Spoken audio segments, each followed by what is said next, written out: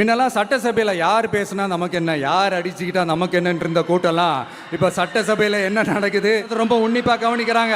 கவனிச்சிங்களா? திமுக ஸ்டைல்லையே சொல்லணும்னா ரீல்ஸ் போட்ட கூட்டம்லாம் இப்போ நியூஸ் பார்த்துக்கிட்டு இருக்கிறாங்க. அதில் நமக்கு சந்தோஷம்தான், பெருமை தான்.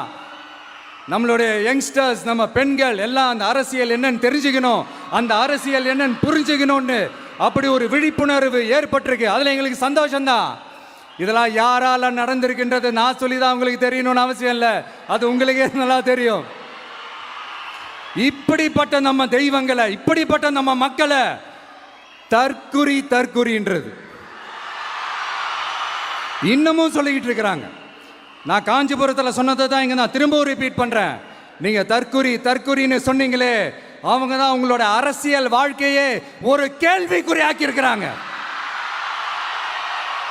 கேள்விக்குறி ஆக்கிட்டாங்க, இன்னமும் ஆக்க போறாங்க.